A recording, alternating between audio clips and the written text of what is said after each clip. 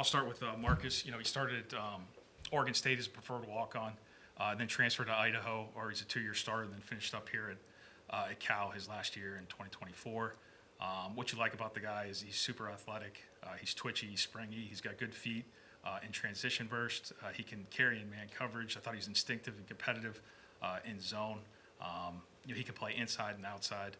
We're excited to add him to our team just because of his competitiveness and athleticism that he brings to our football team. Yeah, Khalil's an exciting one.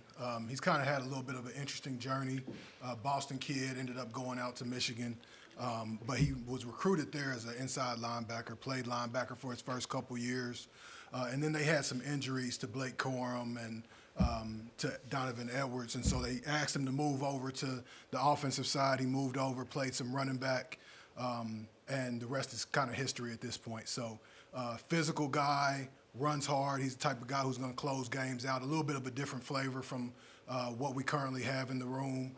So that's exciting. And then the traits are there for special teams. So really excited to get this guy in the building. How advanced is he given the limited experience at the technique of playing running back, or is there a lot that he still needs to kind of learn?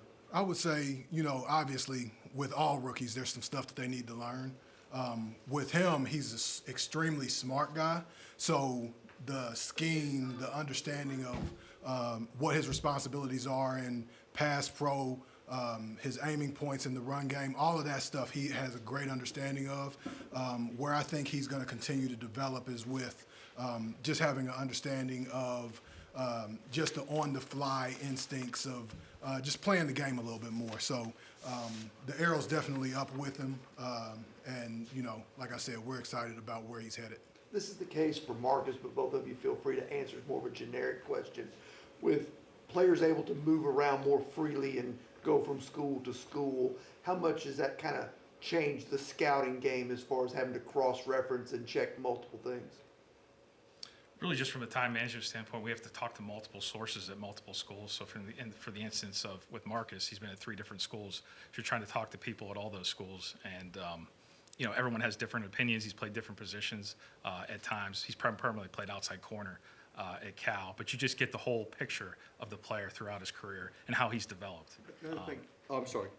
Another thing he's done, I guess, throughout his career is he's played. I mean, he's been durable, kind of like maybe what some of the free agents have done. I mean, has that been a big point of emphasis, not only in free agency, but thinking the draft as well? Yeah, he's been extremely durable. He's a guy that's, he's obviously a little bit undersized, but he's super competitive and tough, and I think that shows up on tape. And like you said, he's been very durable over his career. He's primarily played outside at Cal. You saw him play a little bit inside at the East-West game, but we like that versatility as well. Mike, that's the thing. He talked about how you guys discussed playing inside and outside. Going to it from a size is not a skill perspective. Like, what is it that allows him to be smaller but still play on the outside effectively? Really just the speed, his ability to match and mirror, especially in man coverage, and he can carry down the field, and he has really good ball skills and instincts.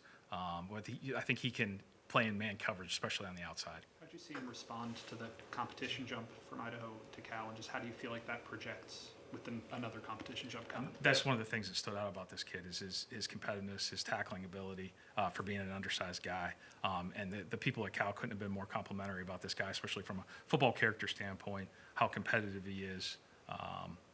So he was able to jump in right away and make an impact at Cal, which speaks a lot to him. Khalil's still having very few carries, throughout his college career and making the transition. I guess how difficult did that make the evaluation process with limited sample size, and how does it factor into your projection of what he can develop into? Yeah, well, the first thing I'll say is, hats off to Casey Callahan, who was the area scout there.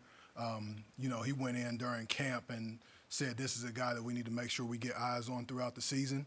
And I thought you really saw it as the season went on and he started to get more opportunities. His ascension just continued on throughout the season. As far as the carries go, it's a positive that there's a little bit less tread on the tires. And then I thought you saw, especially with Michigan's team this year, he had a high percentage of the production on that offense. So you saw that he was able to handle everything that they gave him. So I didn't think that was a major concern. He's 6'1", right? A little maybe taller than a traditional between the tackles back. How does his frame kind of fit into what you're looking for a guy to get in between there. Well, what he does a really good job of understanding how to run behind his pads and run with violence and run with good body posture. So guys just get tired of hitting him.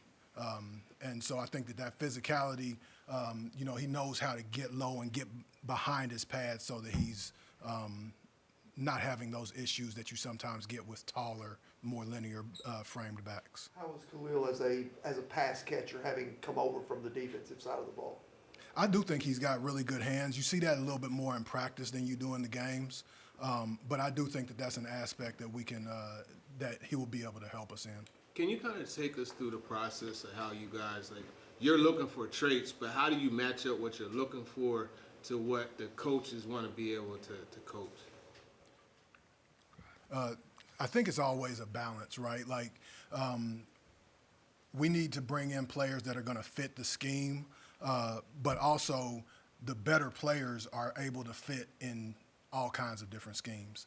So having the eyes to be able to understand maybe this is what he was asked to do in college, how does that translate to what we're going to ask him to do here? And I think that that's where, it's kind of the art of scouting more so than the science. Are there some, like, core pillars where, like, you have other teams like the Steelers, hey, you got to be this way, Ravens, etc.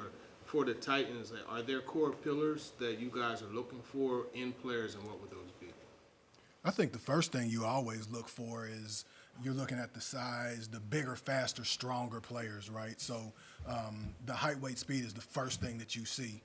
It's a big man's league. You need guys who are able to outrun other players and who are nimble for their size, and that's at every position. I think that the football character is something that you can obviously see with the way we've drafted this year. That's something that's very important to Mike. All these guys that we've picked are extremely high-level football character. They're captains on their team. They're leadership. They love football. The passion for the game shows in the way they play the game, the way they practice, the way their teammates talk about them. And so those are things that I think are extremely important, and that's kind of when we go out looking at players, that's the starting point. Can you get? Yeah. Sorry, go ahead. Yeah, I mean, you want tough, smart, dependable football players. The thing that's been impressed upon us is just the football character, the love of the game, the passion. These guys need to have the intangibles to manifest their talent in the long run. So that's something that's been impressed upon us is just the football character. Guys that love football, play hard, are tough, smart, and dependable. I don't want to say, can you get fooled on love ball? C.O. Mercado way back said, money turns a guy into more of what he is. NIL maybe has changed some of that. They've got some money before they get here, a lot of them. But how wary of you, or how conscious are you of the idea that a guy might change once he gets here, and how do you look for hints of that? Well, I think the NIL world has kind of helped give us some of those answers to the test because they're getting paid now already. And in my opinion, I don't think money necessarily changes a person. I think it magnifies who they already were. And so with the guys that we've picked this year, I think all of those guys, you can see from the adversity that they've had to overcome that, they would have quit by now if it were just all about the money. And with Khalil specifically, this is a guy who was on the complete opposite side of the ball and made a move over to running back for the team and to be able to get on the field. And he's been able to do everything that he's been asked, whether it's playing special teams, whether it's being a backup on the offensive side of the ball. And I think that right there shows the passion, shows the love of the game, and a lot of people would not have done that. We've heard so much about the kind of swap in philosophy with new regime. Just how difficult or how smooth was it to kind of change courses in scouting philosophy with 3-4 months before the draft? And just kind of how do you describe how that process went? I think it's been an effortless transition. I mean, scouting is scouting at the end of the day. We're looking for good football players, again, high, passionate guys that love the game. I think it's been an effortless transition from the previous regime to this one. Yeah. Does it stick?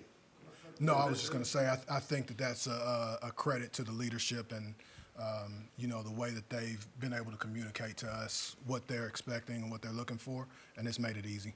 Mike, do you guys know Mike before he came aboard here, or what's it been like, working under him? Yeah, so I was I've known Mike for probably since 2008. I was a Northeast scout for the Cardinals back in 2008, and Mike was working at Boston College. So I'd go through there and meet him and have had a relationship with him. Since then, we've stayed in touch through the years, but I've known him for a long time. Yeah, I've known of him. I actually worked with his brother in Chicago. He was our linebacker coach. So I've known of him for a long time and was excited to get a chance to actually work with him. For the most part, is it easy to detect if a guy doesn't love football, or do you have to dig? It's easy to know that a guy does love football. I think guys are able to fake sometimes the actual passion for the game, and it can be misconstrued sometimes as a guy loving the game. But there's a difference between actually loving football and loving what football can bring to you.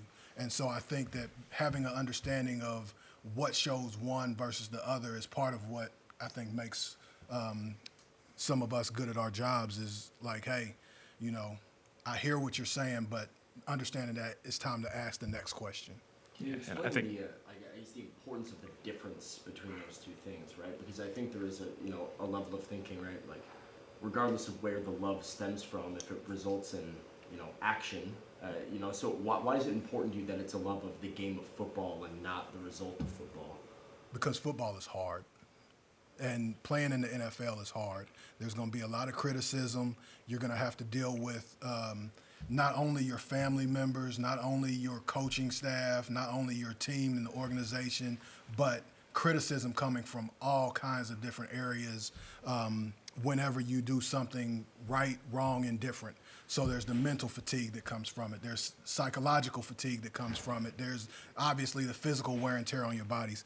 If you don't love the game of football, then all of that becomes exponentially harder. So I think that having a guy that has passion for the game, that's when you know they're going to take the extra step and go the extra mile and do what it takes. Yeah, and you see that, you see the football characters show up on tape, how hard they play, their effort, their motor, their hustle, their preparation for the game through the week will show up, in the game film. And then even scouting the players live, you'll get a feel for them. They interacting with their teammates on the sideline, they're off by themselves. So I think the football character will show through, through the process. How did you guys, in your words, describe what the process is like once this draft ends and the undrafted period starts, and how much do you fight for certain guys you've seen along the way? Well, we've kind of ranked these guys. You talking about the UDFA process? Right. Yeah, we've ranked these guys through the process all through April. Guys that we potentially targeted that could fall out of the draft. Rank them as scouts, got with the coaching staff, see how they rank them, come to a consensus on that, and then we've just targeted them. Or we'll target them as soon as this draft ends. With the last pick in the 7th round, start calling them and trying to get as many guys as we can get signed that we identified as guys that can help us. We talk a lot about how in the draft you want to not be dictated by need. You want to try to pick the best players. When you do get to the UDFA process, it's kind of a numbers game at that point. Filling out certain rooms, you get to the end of the draft, and sometimes you weren't expecting to have as many receivers as you had, or whatever it may be. So, are you emphasizing certain positions over others, or are you really just trying to find the best guys available?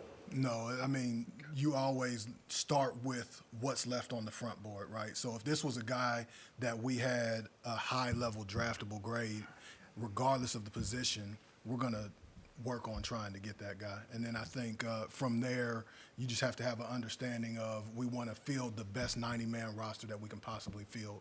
So just looking to upgrade wherever we can, and, if there's players that fit, then we're going to sign those guys that fit.